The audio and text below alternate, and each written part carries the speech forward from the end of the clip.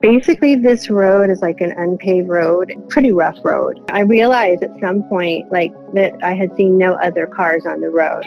It was afternoon, it was getting a little dark, and there was like a storm coming in. It was starting to drizzle, and so we take this turn to the right. And so I'm in the passenger seat, my window is down. I see something up ahead, and I see a black figure right before the turn on my side of the road. And I remember thinking, like, what is that? So we get closer, and we're going slowly, and I'm getting a better and better view of this thing. It's so still that I thought, from a distance coming up, I thought it was like a sculpture or, something that was like there. And I'm just looking at this thing, and I see like this Bigfoot on the side of the road, like not really very obscured or anything. I saw his whole entire body, and he was looking at me. He was totally like looking at me. Our eyes were like locked on each other. I don't know if he thought he was like hiding. He wasn't doing a good job of it at all, because I could see him from his shins all the way to his brow. And like the impression I got is like, how like when you're driving on a road and there's like some kind of animal who freezes but is like scared, so they're like kind of rigid, ready to run. That was the look I was getting, like he was ready to run. I haven't talked about it, I just basically like opened up the box and revisited it, and it's all there. It's like almost like it just happened.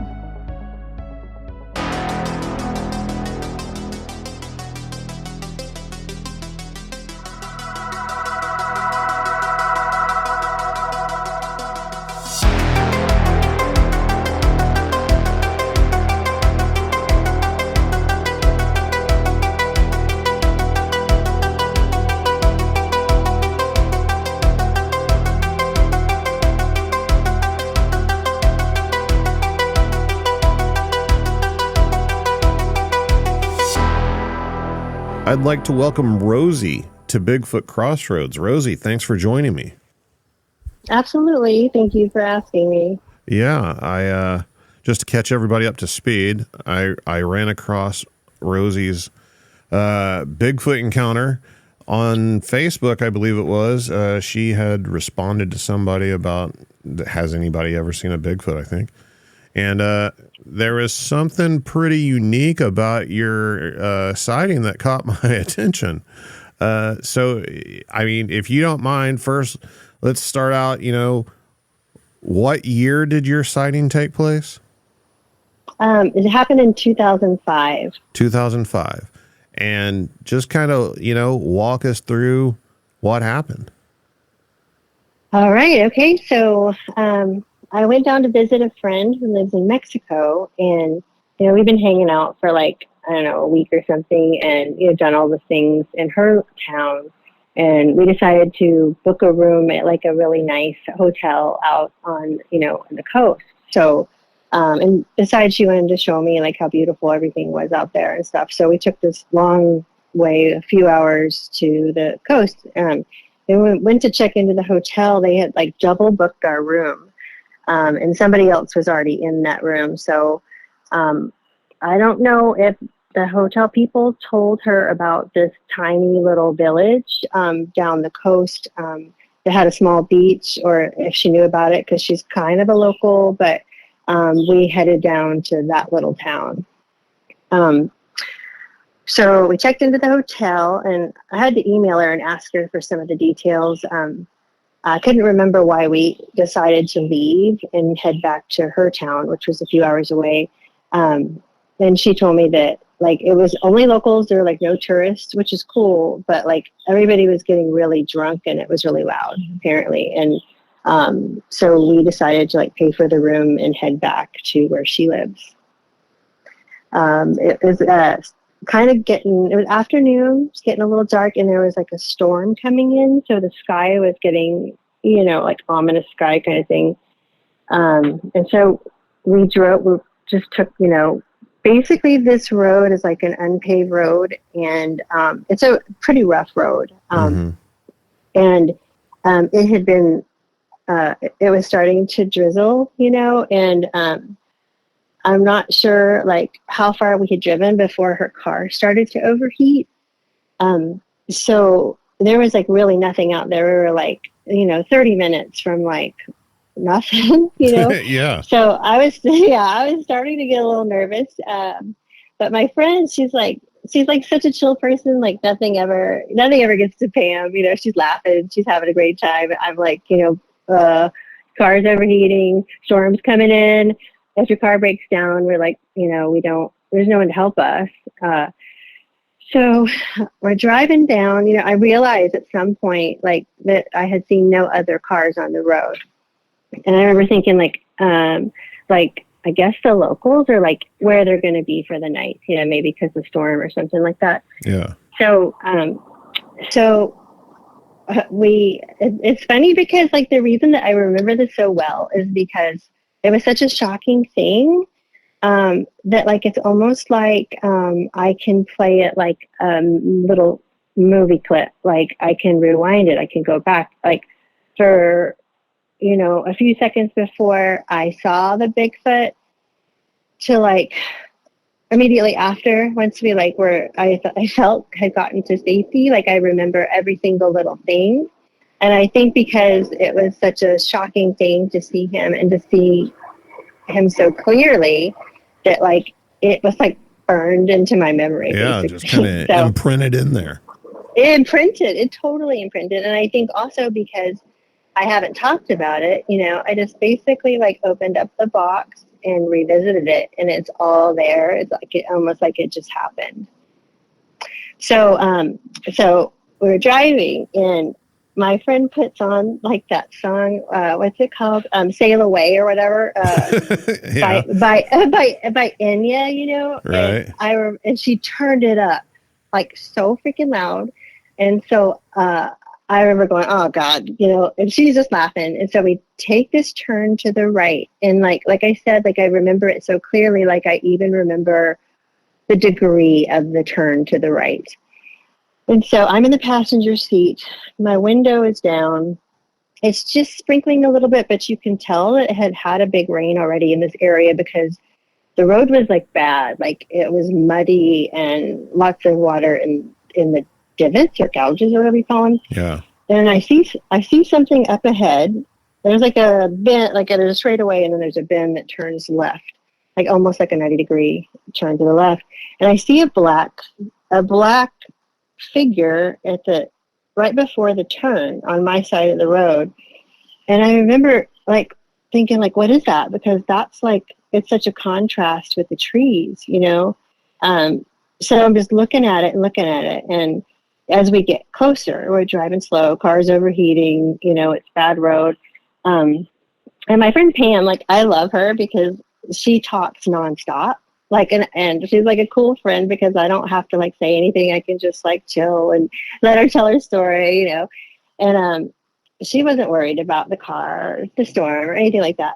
But so we get closer, and we're going slowly, and I'm getting a better and better view of this thing. And it's so still that I thought, from a distance coming up, I thought it was like a sculpture or something that doesn't move, something that was, like, there, Yeah.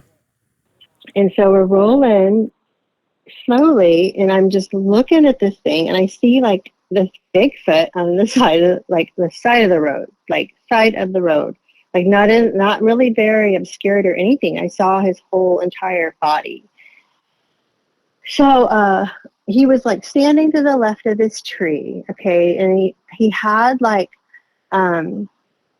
he was, like, kind of ducking, like, his head was ducking, and he had pushed up, like, some foliage, pushed it up to, like, maybe brow level, and he was looking at me. He was totally, like, looking at me, and yeah, I saw his body, got a really good look at him.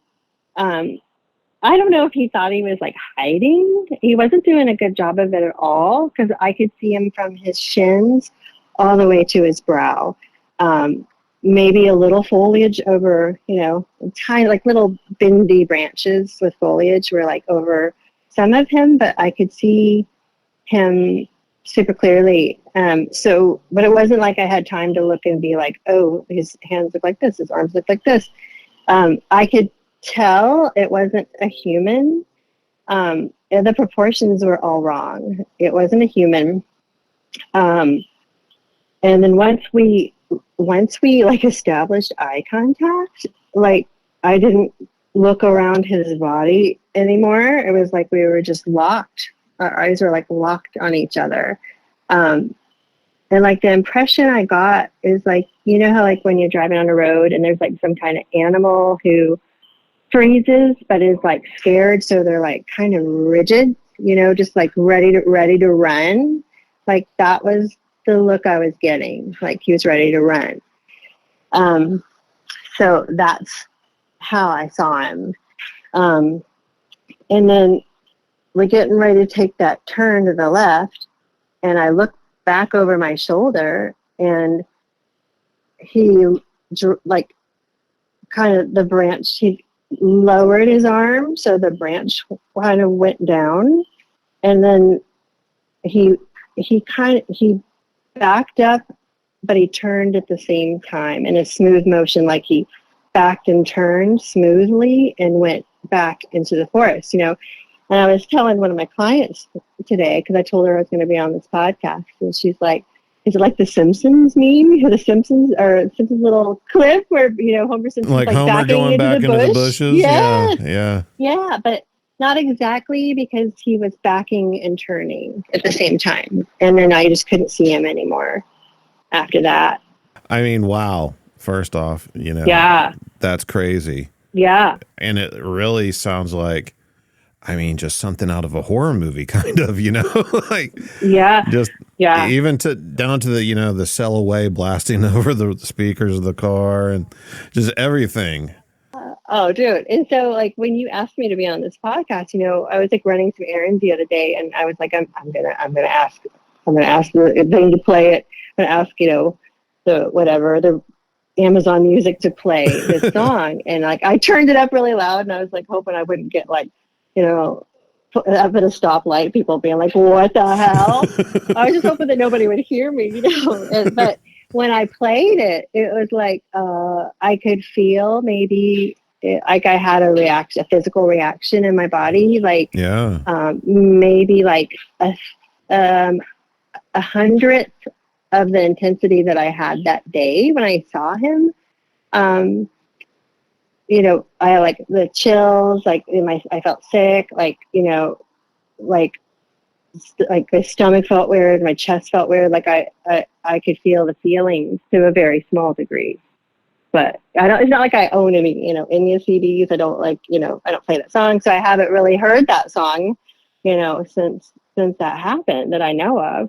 Yeah. So like, what kind of emotion did it instill in you whenever you saw it? Was it like fear or shock or awe or what? I could not believe what I was seeing. For one thing, like I just kind of like shut down in a way. And then also in a way, like the only really big feeling that was overwhelming was like, we're not safe. Like if this car overheats here, like we're doomed. Like it was just a big, huge feeling of like danger. Mm-hmm. Like danger. Like I didn't, you know, he wasn't like snarling, and he wasn't like, it was a very intense look that he was giving me, but it wasn't like, you know, and he had already turned and gone, but I still was like, we just have to make it to this next village. So I remember asking her, I was like, the only thing I said to her, she's like, blah, blah, blah, chatting away. And I was like, how far to the next town? You know, how much farther? And she said, like, I think she said like maybe 15 to 30 minutes. And you never told her what you saw during the car ride or anything? No, I was just quiet, you know, didn't say anything. It was like, I don't know how to, there were no words, you know. When I emailed her recently to ask her like, hey, you know, how far were we from this town when this happened? And, you know, what did I say when I saw Bigfoot? And she was like, what, you know, how did I not know about this? And she responded that I had just told her that I had experienced a life-changing thing. But by then we were, and she didn't ask, what I was talking about. Uh-huh. By then we were in the village where we did overheat. We broke down, and there were like, Mexican police, and they had like, I don't know my guns, but they're like the automatic rifle Scary things looking around, guns. scary looking dudes. And so, and normally, like, when they come out, they're in the dark, you don't know where you are. I don't speak Spanish, and they don't look too pleased to see us. So a couple of ding dongs rolling into their tiny little village in the middle of the night. Normally that would have been something that would have given me, a little bit of anxiety, but I was just like shut down. Like I was just shut down, So whenever you saw it, did Bigfoot pop in your head as to what you were looking at? I knew exactly what I was looking at because it didn't look like anything else. It didn't look like anything else but Bigfoot. Like, I knew it wasn't a human because, like, I was art major and I had, 4 semesters of figure drawing. So I drew naked people for 2 years. I know the proportions. We learned, the average normal human proportions. And it was not that. And I was so close to him. I was thinking about today, I'm estimating I was about 8 feet away from him. I was so close to him that I could see that his hair was wet, like he had been rained on. Wow. And yeah, and his hair was not like, like a teddy bear hair. I wouldn't say it was like all matted or anything, but it was like piecey, like piecey. Like I don't explain that, but yeah. I sent you an image of what a very, very similar body type, right? Because I wanted you to know like what this thing looked like, and it was hard to find one that looked like this body type because when you go and you look for images, a lot of them have like really big butts, like big haunchy butts, or they'll have like a pot belly, or they have like these huge muscly like bodybuilder shoulders, and that wasn't it. This is something I've actually talked to a few other people about who have had sightings. That was kind of a dilemma for myself. Like whenever you look at Bigfoot artwork on the internet and Bigfoot renderings, mm-hmm. the vast majority of them don't look like Bigfoot in reality. They kind of look like what people conceptualize Bigfoot to look like, but not what they actually look like. Right. I guess most people haven't seen them, so they don't really have a reference, I would say, and he wasn't like huge, he wasn't like, 12 feet tall or whatever. I think, I was looking at my husband last night to kind of get a gauge on how big I thought he was. And if he had been standing up, because he was like basically like ducking his head, peering under this like foliage or whatever. And I would say he was probably, if he was standing up, he's about 7 feet. That's still pretty tall, but it's not some giant or anything. Yeah. And like a broad build or a slender build or average, would you say? I would say slender, compared to all of the drawings and the stuff that you see. Like the one I sent you was almost exactly correct proportion wise. Mm-hmm. And something something kind of told me that it maybe was like a younger one because it didn't look all crusty. I don't know. It just didn't look like an older one. And I was thinking like maybe that's the reason it wasn't hiding so well, because it wasn't hiding well. Yeah. Like maybe he thought he was behind a lot of foliage, but he wasn't. Right. I could clearly see, from the brow, the whole chest. I could see down to the shins. Couldn't see his right arm. Didn't see his hand because it was like under the brush. Right. You mentioned, the art background and figure drawing. Mm-hmm. I have a little bit of an art background. Nothing major. It was like high school and that's it. Yeah. But I understand that like part of it is learning the proportions of the human anatomy and everything. Absolutely. What are some of the differences that stand out to you between what you saw and the normal proportions of a human? The musculature was different. The arms were longer. Like everything. seemed more stretched out, but it wasn't like if you took a human and you blew it up, you would have this thing. It was just completely different. I don't know how to explain it, but the proportions were different. Whenever you were looking at it and you made that eye contact, did it feel like you were looking at a person or an animal? An animal. I felt like it. That's a really good question. It's hard to say. It seemed like maybe it had some intelligence there, but it was kind of like if you took like maybe a gorilla and a human. It didn't have like a whole bunch of white around the eyes. You know, like the whole face was black and it had hair like on the cheeks. You know, wasn't like two round black circles staring out of like eyes that are surrounded with white or anything like that. Right. And also it didn't have like as protruding a brow as some of the drawings either. How long was the hair? It seemed like maybe like the hair like on the chest stomach, maybe like 5 inches long, but it was wet. So it was kind of like, I don't know how to explain it. Like piecey, like pieces of it, you know? Clumped together and stuff, stuck Clumped together. together, yes. It was clumped together, yeah. Could you see the skin underneath the hair? No. So it had a pretty thick coat of hair then. It had a pretty thick coat of hair, yeah, and it was like almost black. And that's why I saw it so well and was able to see it from a distance because it was such contrast with the trees. I mean, I'm just fascinated by your sighting. So whenever it comes to Bigfoot sightings, we hear a lot of stories that are just, you know, for lack of a better word, just these fantastical stories, these amazing interactions and encounters and everything. But the truth is the vast majority of sightings that take place are roadside sightings, as somebody's just driving down the road somewhere and happens to see one on the side of the road or crossing the road in front of them or behind them or something. Yeah. Like I told you, this is the only time I've ever heard of a Bigfoot sighting in Mexico.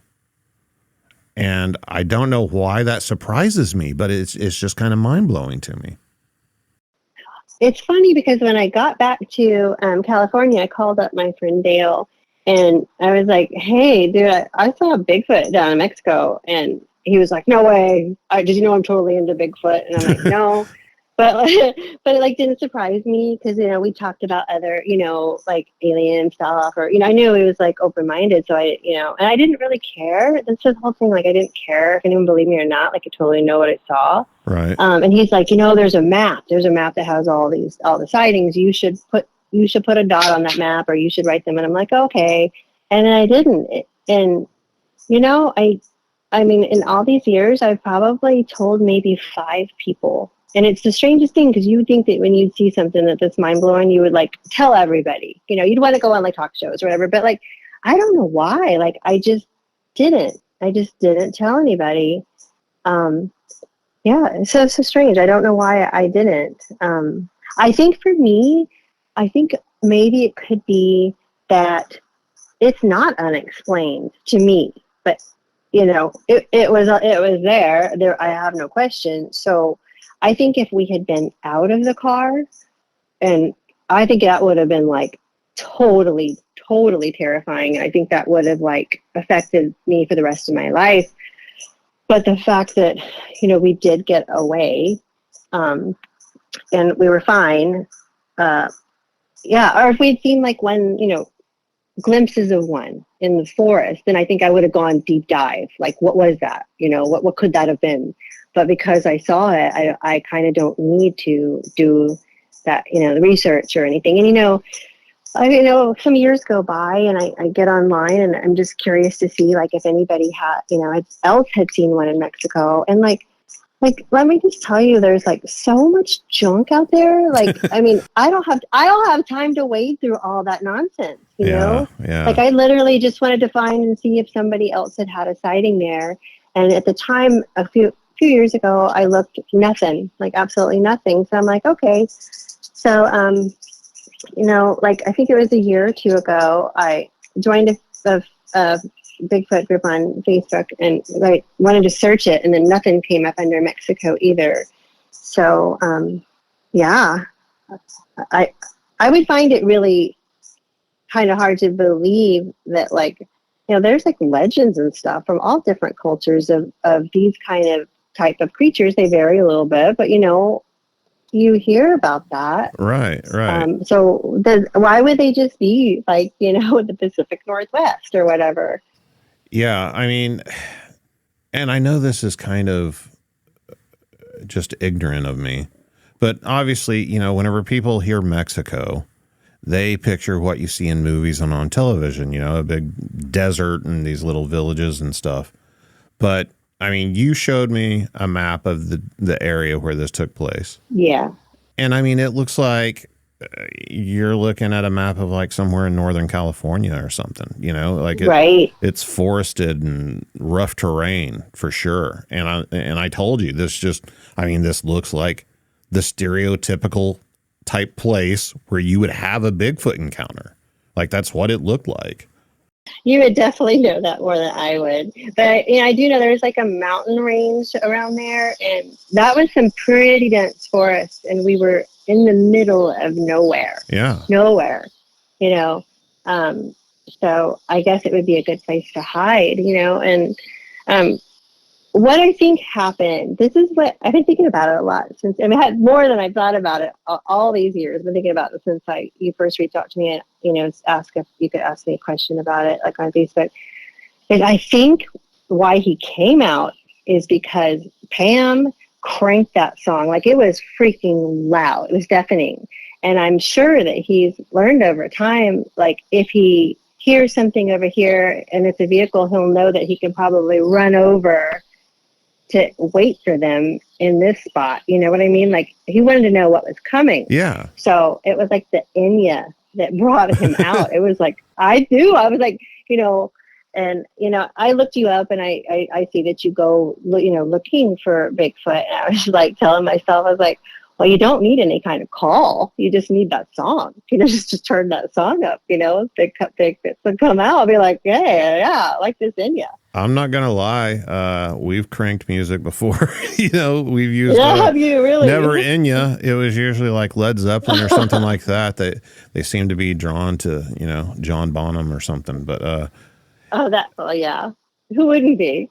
Out in the middle of nowhere like that, can you imagine to something that's used to living in the wild in that environment away from humans? Mm-hmm. To hear a stereo blasting from a car coming down the road, how loud that would be to them. Yeah. I mean, I agree with you 100%. That's probably exactly what happened. This thing came running and wanted to see what was going on. We're entertainment for them. And I think that's what was going on with it. Yeah. I mean, there's also a few other things like the positioning of it, where it was, the behavior of like, kind of pushing that branch up by its head and everything. And like you said, it thought it was hidden. That's actually something that gets reported a lot. Like as a matter of fact, my first sighting that I had through a night vision scope, it was like pulling a branch down and peeking at me between the branches. Oh, really? Like same sort of thing. Yeah. And they're kind of, I hate to, say something like this, but they're kind of known to like think they're hiding behind stuff that they're not really hiding behind, whether it be a tree or whatever. Okay. And then the other thing, whenever it comes to these roadside sightings like yours, and especially road crossings, a lot of the times it happens at a curve in the road or a dip between two elevated parts of the road where they're kind of hidden, by the features of the road and the land and everything like that. Really? Okay.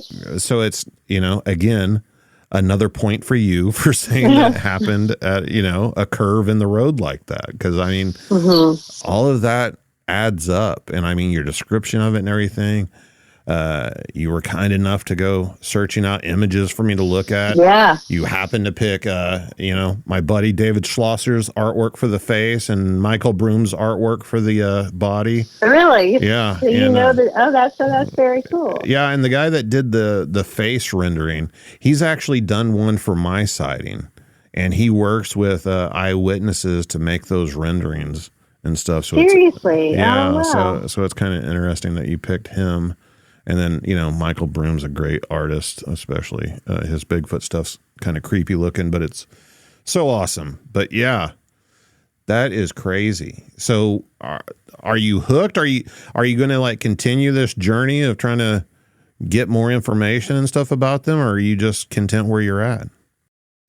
Honestly, I don't think so, because like I said, it's not an unexplained thing for me personally. Like it's not unexplained. I mean, things like, aliens, things like that, that's like more something I would be likely to go down, because I don't have the answers for that. I don't have, that's more unexplained. But this is not unexplained. I still don't know why, I didn't tell people. I told a friend, it's like, I'm nervous, a little nervous tomorrow. I'm going to be interviewed for a Bigfoot. It's like, I've known you for 13 years. It's like, what?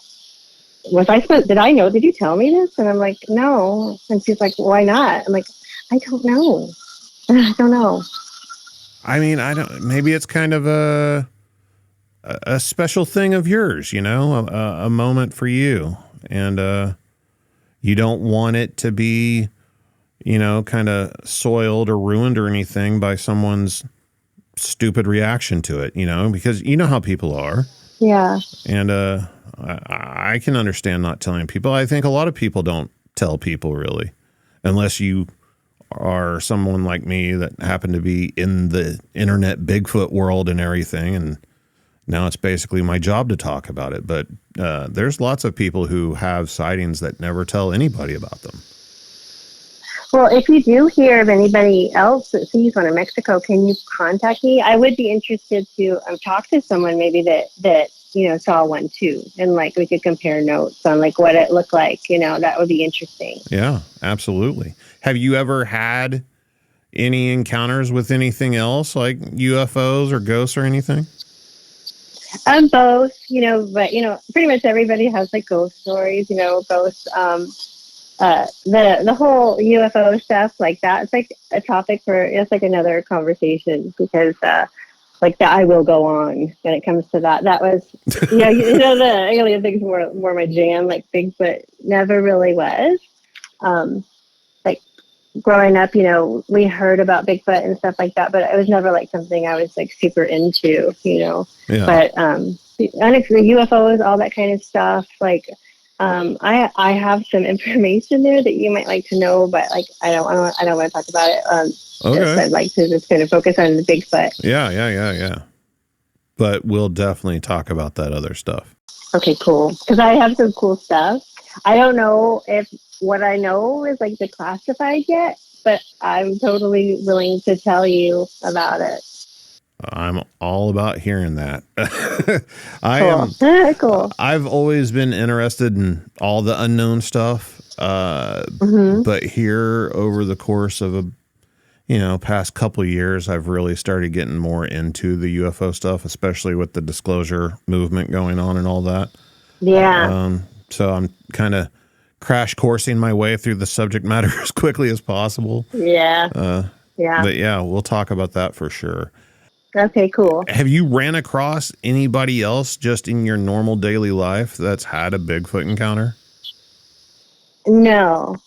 One of my clients, I'm a waxer. One of my clients, I think her husband has something to do with like the cryptid community. So I have never really asked her about that. And it's funny, ironically, like maybe 2 weeks ago, she was talking about something and like, I was like, she brought up Bigfoot. And I was like, yeah, I saw Bigfoot, but I didn't like be like, oh my God, I saw Bigfoot. I was like, I saw Bigfoot. And, she continued on. Like, so it wasn't like, it wasn't, yeah. So every once in a while, like once every, 15, 20 years, Bigfoot comes up in conversation. Yeah. Well, Rosie, I appreciate you coming on here and sharing your story for sure. I've enjoyed hearing about it. It's awesome. Well, thank you so much for reaching out to me. I think I was willing to do this because you did it the right way. Like when you first wrote me, my answers were short because I wanted to see if you were actually serious or interested in like what I had to say. And, no, I wasn't going to come on the podcast. I was just going to answer all the questions that you had. But, after thinking about it, I thought, if you do put me, on their podcast, like maybe more people will come forward and talk about their experiences, and that would be cool, Yeah. I mean, that's kind of the goal is, to help people that want to talk about what they've experienced, but also help people that might be listening who've had an experience. And sometimes those experiences aren't real great for them and they can take a toll on somebody, so, yeah, I'm sure.